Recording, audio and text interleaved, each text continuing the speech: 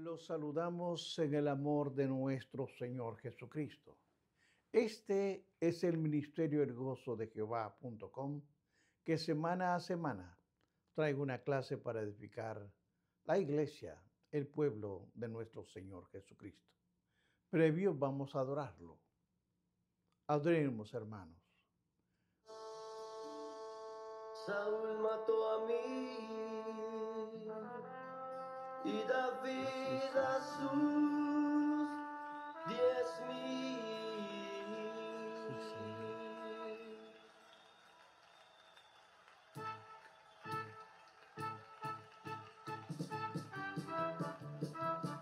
Aleluya.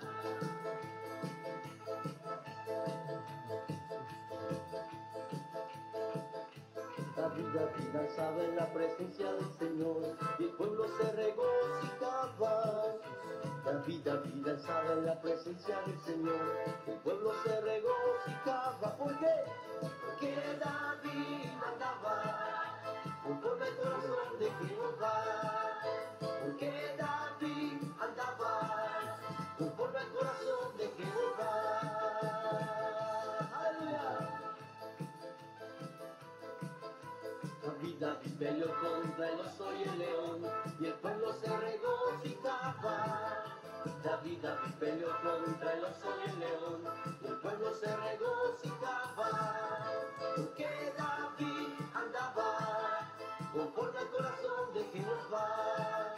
Porque David andaba conforme al corazón de Bendito Jehová. el nombre de nuestro Señor Jesucristo. Bendito seas Padre, benditos sea Hijo y Espíritu Santo. Bien, hermanos, vamos a comenzar el capítulo 8 del libro de los Hebreos. Mantenga siempre su Biblia abierta. Vamos a estudiar capítulo 8, versículo 1 en adelante. Su santa palabra dice así, Señor.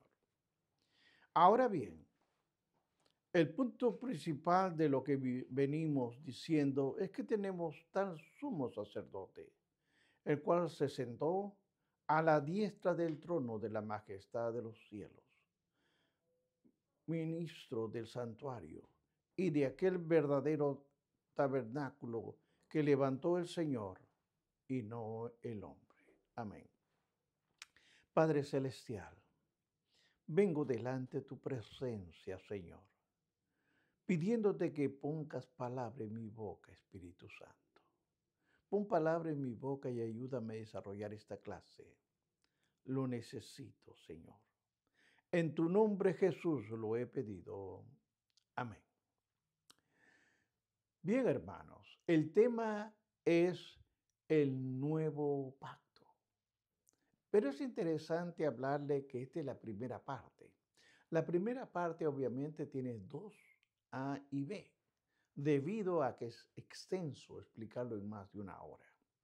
Por lo tanto, he visto conveniente hacerlo en dos partes. Pero como una forma de introducción, la frase, cuando usted ve la frase del punto principal, significa eso mismo. Punto principal, no centro y no resumen. Hay que diferenciar entre punto principal, centro o resumen, como sugieren algunas versiones. Aquí aparece lo principal en lo que se ha hablado hasta ahora en la carta de los Hebreos. El escritor está diciendo, esto es lo que hemos enfatizado desde el principio, el sumo sacerdocio de Jesucristo. Hermanos, se han presentado explicando muchas cosas, pero todas eran relacionadas directa o indirectamente con el sacerdocio de Cristo. El enfoque principal de este libro de los Hebreos, capítulo 8, está en el nuevo pacto, pero como presentación del argumento de lo apropiado del pacto. El escritor de este libro de los Hebreos menciona Primero, dos indicaciones de la superioridad de Jesús como sumo sacerdote en este pacto. Vamos a ver estos dos puntos. Es importante que usted lo escriba. Es nuestro estudio. El primero es que Él está sentado a la diestra de Dios. Está sentado a la diestra de Dios. Y el segundo punto es el santuario celestial. Esto es importante que usted vea los puntos, porque Él está sentado.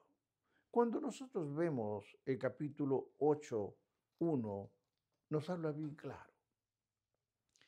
Ahora bien, dice la palabra, el punto principal de lo que venimos diciendo es que tenemos tal sumo sacerdote, el cual se sentó a la diestra del trono de la majestad de los cielos. Hermanos, al comenzar a desarrollar esta clase, tenemos que entender por qué. Como ya lo hemos mencionado, los sacerdotes levíticos nunca se sentaban. Ellos llegaban, hacían su trabajo, su labor, pero nunca se sentaban. Veamos Hebreos capítulo 10, versículo 11. Dice, y ciertamente todo sacerdote está día tras día ministrando y ofreciendo muchas veces los mismos sacrificios que nunca pueden quitar los pecados. Esto es un punto importante que usted vaya subrayando. Hermanos, la labor del sacerdote nunca terminaba, porque los sacrificios que ofrecía nunca eran eficaces y mucho menos permanentemente. Deberían repetirse una y otra vez. Por lo tanto, el sacerdote nunca descansaba. Cuando estaba ministrando, ya sea en el altar, porque nunca terminaba, en el tabernáculo o estaba en el templo. No había ningún lugar para los sacerdotes se sentaran. Recuerde, esto era una vez al año que entraba. El sumo sacerdote no entraba todos los días, sino era algo especial. El propiciatorio, escuche bien, el propiciatorio del lugar santísimo no era nada parecido a una silla, sino completamente blasfemo que el sumo sacerdote, la única persona permitida para entrar al lugar santísimo, y solo un momento y una sola vez al año, se hubiera querido sentar en el propiciatorio, que representaba realmente el trono de Dios y su presencia especial. Sin embargo, cuando Jesucristo ofreció su sacrificio, se sentó y dice usted lea usted en Hebreos capítulo 1, versículo 3. Él podía sentarse. ¿Por qué? Porque había terminado su obra. Una de las últimas cosas que dijo en la cruz del Calvario, consumado es. Es un acto glorioso, un logro, lo que todos los sacerdotes del Antiguo Testamento nunca lo habían logrado, perdonar los pecados de los hombres y así reconciliarlos con Dios. Nunca lo habían hecho. Qué cosa, hermano, tan maravilloso, asombroso. Lo hizo todo con un sacrificio, su propio sacrificio. En lo que a nuestra salvación concierne, dice, se sentó. Esto es importante. En los sacerdotes levíticos nadie se sentaba. En este caso, Jesucristo en su propio sacrificio, haber terminado una parte, dice la palabra que se sentó. Logró todo lo que podría lograrse, todo lo que se necesitaba. Sin embargo, las personas aún intentan añadirle algo a la gracia pura y simple de Dios, a la salvación por fe. Aunque es absurdo creer que la obra de Cristo necesita añadiduras, el esfuerzo de salvación de nuestro Señor no puede tener nada, absolutamente nada para añadirle, porque está y fue exactamente perfecto. Ahora bien, esta verdad debería haber sido la noticia mayor, alegría posible para los judíos. Imagínese el sacrificio final, una obra terminada, de tal manera que el sumo sacerdote pudiera sentarse a la diestra de Dios.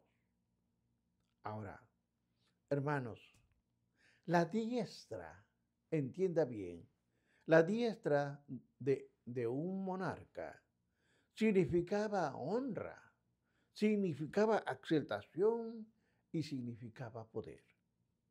Estar a la diestra era un honor, pero sentarse ahí ya era un honor supremo. Cristo se sentó a la diestra del trono de todos los tronos, el trono eterno, el trono celestial de Dios. La idea de sentarse a la diestra, lo voy a explicar luego, quizás les haya recordado a algunos judíos del Sanedrín. Estudiemos esta parte. El concilio del gobierno judío estaba compuesto por 70 ancianos. Este grupo tenía autoridades civiles y religiosas y actuaba en una forma administrativa y en una forma judicial. Aún bajo el gobierno romano, el Sanedrín tenía un poder, hermanos, considerable, como está en la evidencia de que ellos pudieron arrestar y crucificar a nuestro Señor Jesucristo. Era una especie de tribunal supremo. Y más. Cuando los miembros se sentaban, y esto es importante porque es un detalle muy importante, cuando los miembros se sentaban para un juicio, un escriba o secretario se sentaba a cada lado del juez que presidía. El escriba de la izquierda era nada menos que responsable de escribir las condenas. Estaba al lado izquierdo. Mientras que el de la derecha era responsable de las absoluciones. Jesús dijo que no había venido al mundo para condenar, sino ¿para qué? Para salvar, de acuerdo al libro de Juan 3:17. Ahora, como sumo sacerdote, se siente en un lugar no solo de honor, de poder, sino de misericordia. Está sentado ahí intercediendo, de acuerdo al libro de Hebreos, capítulo 7:25, escribiendo absoluciones, por así decirlo, por los suyos, por usted y por mí. Jesucristo ha recibido un lugar de honor. Se ha abierto paso al lugar santísimo celestial. Se ha sentado en el Dios en su trono. Sorprendente más que nosotros los creyentes recibiremos un día una invitación de sentarnos en ese mismo trono. Ahora, vea esto y escúchelo. Al que venciere, dice la palabra, le daré que se siente conmigo en el trono. Así como yo he vencido y me he sentado con mi Padre en su trono, de acuerdo al libro de Apocalipsis 3:21. Ahora, la carta de los Hebreos nos recuerda de una forma repentina que Cristo está a la diestra de Dios. Creo que el propósito de hacerlo es asesorarse a quienes le prohibieron los servicios del templo en Jerusalén, que no debían sentirse atemorizados por perderse lo más que ocurría en el lugar santísimo temporal y simbólico. Tenían al sacerdote, hermanos, al sacerdote eterno, perfecto, verdadero en el lugar santísimo, real y celestial, el cual, el terrenal no era sino una descripción pobre y efímera. Jesucristo manifestaba e intercedía por ellos en el lugar real. Por lo tanto, el argumento cumbre sobre el sacerdocio superior de Jesucristo es su exaltación en el cielo, para sentarse a la diestra de Dios, en lugar de honor, en lugar de misericordia, en lugar de intercesión. Ahora, entiende esta parte. Y esto es respecto a Jesús. Está sentado a la diestra de Dios. Me viene a la memoria una historia trágica, pero bella, del libro de los Hechos. Dice, justo antes de sacar a Esteban de Jerusalén para apedrearlo, hasta la muerte por predicar con tanta vehemencia ante el Sanedrín, Esteban fijó su mirada en el cielo y vio la gloria de Dios y a Jesús de pie a la derecha de Dios. Vea el libro de Hechos, capítulo 7, 55 de la Nueva Versión Internacional.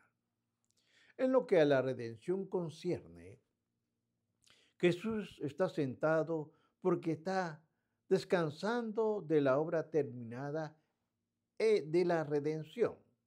Pero cuando uno de los suyos está en dificultades, usted o yo, se levanta, porque asume su posición de acción y poder y su energía para activar de inmediato en favor de sus amados.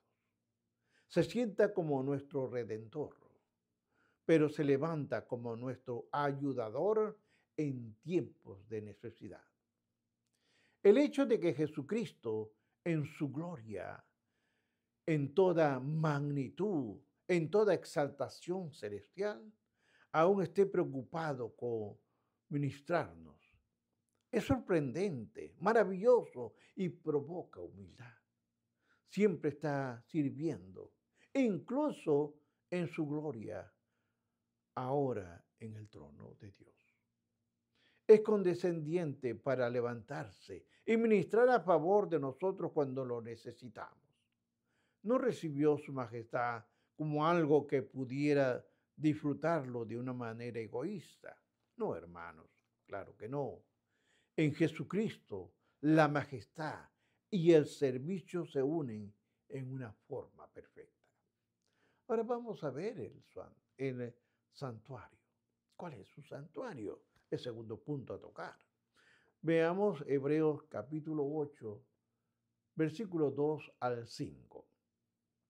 Dice, ministros del santuario y de aquel verdadero tabernáculo que levantó el Señor y no el hombre. Porque todo sumo sacerdote está constituido para presentar ofrendas y sacrificios, por lo cual es necesario que también tenga algo que ofrecer.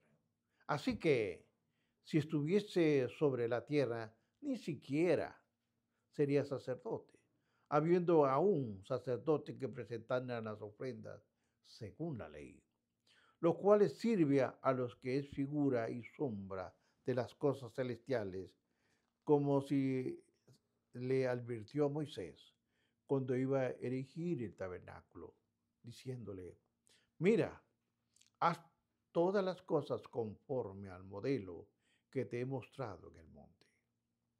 Vamos a explicar esta parte. El santuario de lo que estamos hablando, en el cual Jesús es ministro, es infinitamente superior a aquel que los sacerdotes judíos ministraban. Como era de esperar, el sacerdote superior ministra en su santuario superior. No ministra en un templo de cedro, y oro en un mármol blanco, aunque pueda ser muy bello, impresionante, mucho menos en un tabernáculo hecho de piel de animales. Hermanos, al momento de escribir este libro de los Hebreos, el tabernáculo había dejado de usarse hacía 1000 años y el templo herodiano no duró de pie más que 5 años. Pero el santuario de Jesús está en el verdadero tabernáculo que levantó el Señor y no el hombre, y vino y puede deteriorarse, ni desboronarse, ni ser destruido. Aquí no se usa la palabra verdadero como un anónimo de falso. El tabernáculo verdadero israelita no se contrasta aquí con los tabernáculos o templos falsos de sus vecinos paganos. Claro que no. Tampoco es la idea de decir que el tabernáculo de los israelitas fuera falso en algún sentido. No, hermanos. Era temporal, era inadecuado, pero no falso. Porque el verdadero aquí se usa como un antónimo de irreal. La comparación es que lo típico y temporal y no lo real permanece. Sigamos viendo Hebreos capítulo 9, versículo 8 y 9. Nos dice así: dando el Espíritu Santo a entender con esto que aún no había manifestado el camino al lugar santísimo, entre tanto que la primera parte del tabernáculo estuviese de pie, o cual es símbolo del tiempo presente. Desarrollemos este punto. Ciertos filósofos místicos griegos afirman que todo lo que vemos, oímos y tocamos no es más que una sombra o reflejo de un contraste real en otro mundo. El mundo que experimentamos no es real y verdadero. Solo es una representación, una copia efímera. Por ejemplo, en algunas partes está el caballo verdadero universal, el cual usamos son apenas una sombra. De alguna parte está ya una silla verdadera, de la cual la usamos para sentarnos. No son más que un reflejo. El escritor de los Hebreos está diciendo casi lo mismo. No era un filósofo griego. Estaba escribiendo la revelación de Dios, pero en algunos asuntos aquellos filósofos no estaban tan lejos de la realidad. Este mundo imperfecto y transitorio es simplemente una imitación en decadencia de una realidad infinitamente mayor. Lo dice segunda de Pedro, capítulo 3, versículo 13. De igual manera, sus rituales, sus ceremonias, sus altares, sus sacrificios, el tabernáculo y templo. Y no era así, sino la sombra, el tipo, la descripción, un reflejo de las realidades del nuevo. Hermanos, todas estas cosas tienen patrones celestiales.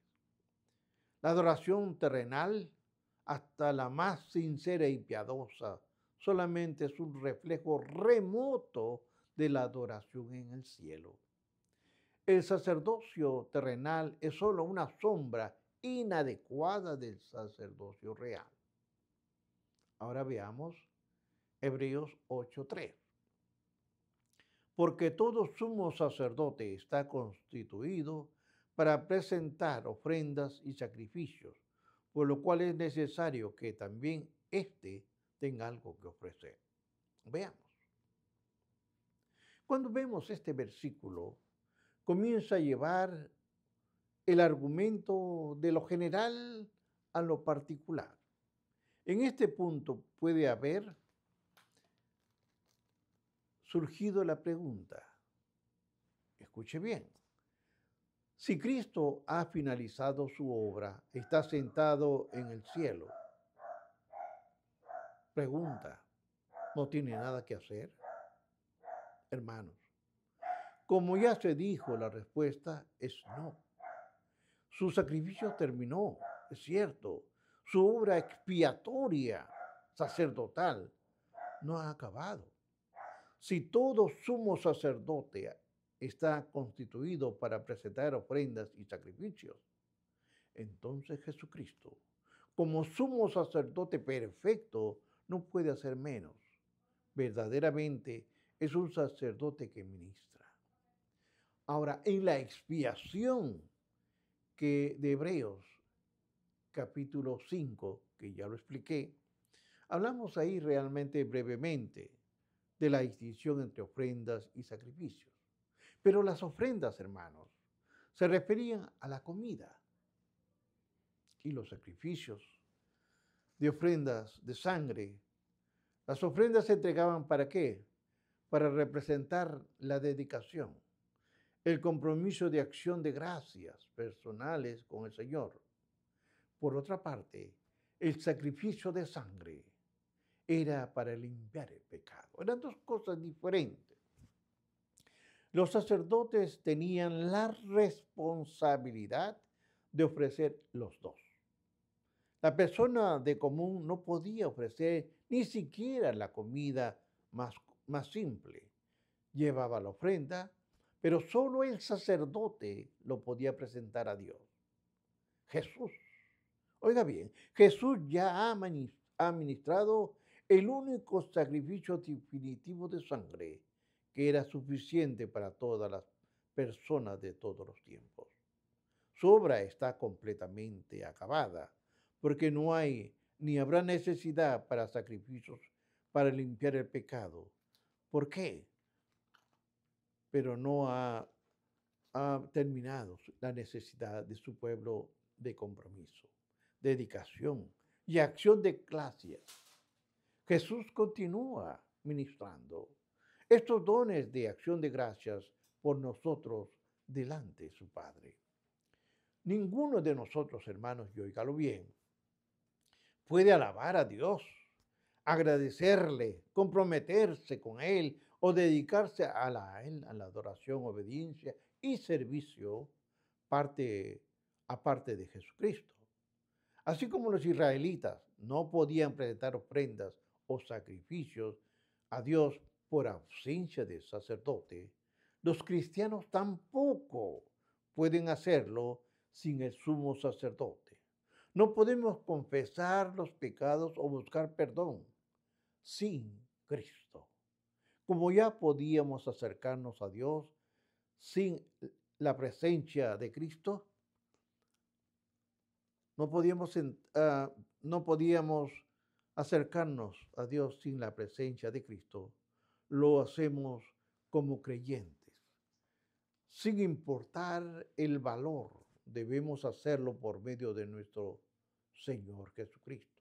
Por lo tanto, hermanos, recuerde, el libro de Colosenses 3:17 nos dice, y todo lo que hacéis, sea de palabra o de hecho, hacedlo todo en el nombre del Señor Jesús, dando gracias a Dios, Padre, por medio de Él.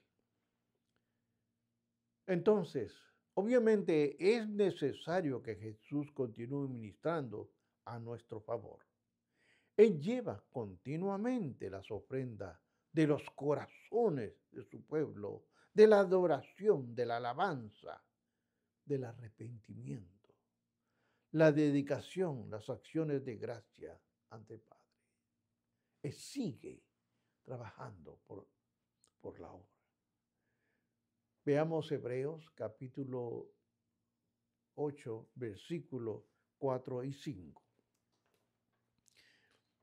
Así que, si estuviese sobre la tierra ni siquiera sería sacerdote, haciendo aún sacerdote que presentan las ofrendas según la ley, los cuales sirven a los que es figura y sombra de las cosas celestiales, como se le advirtió a Moisés cuando iba a erigir el tabernáculo, diciéndole, mira, haz todas las cosas conforme al modelo que te he mostrado en el monte. Hermanos, si el templo aún siguiera en pie, Jesús ni siquiera sería sacerdote. Por lo tanto, no podía ministrar a nuestro favor bajo los términos del antiguo pacto. Bajo los términos, Jesús ahora sana enfermos, resucita muertos, predica en la ladera del monte y en la sinagoga, perdonó pecados y se llama a sí mismo el Hijo verdadero de Dios. Durante su ministerio terrenal, pero nunca reclamó el derecho de ministrar en el templo. Ni siquiera fue un paso más allá del que hubiera dado cualquier otro judío de su época que no fuera sacerdote para entrar al santuario. Hermanos, no era, recuerde, no era de la tribu sacerdotal. Por lo tanto, no estaba calificado para el ministerio terrenal antiguo. Dios, recuerde, nunca mezcla la sombra con la sustancia. El tipo con el antiguo. Jesús no podía ministrar las ofrendas antiguas en el santuario terrenal y antiguo. Él ministraba las ofrendas nuevas en el santuario celestial nuevo, construido por Dios y no por los hombres. Nos dice 8.2. El tabernáculo, cuya construcción Moisés dirigió conforme al modelo que era el original, no era ese el tipo que determinaba el patrón para el tiempo más elaborado y para el más infinitamente más elaborado santuario celestial. El santuario celestial, hermanos, no es una versión mejorada o arreglada del terrenal. Esto, todo lo contrario. El terrenal no es más que una sombra, una copia vagamente sugestiva del celestial, que precedía al terrenal por toda la eternidad. Las ofrendas, los sacrificios, el santuario. Incluso los sacerdotes eran copias y sombras de sus contrapartes celestiales. Voy concluyendo, hermanos. Una sombra no tiene sustancia, no tiene existencia o significado del perdón. Y la reconciliación cuando puede tener perdón y reconciliación reales en Jesucristo. Pregunta. ¿Y qué sacerdote del antiguo pacto puede compararse con el sumo sacerdote del nuevo pacto? No lo hay. Solamente en Cristo está la respuesta. Bendiciones.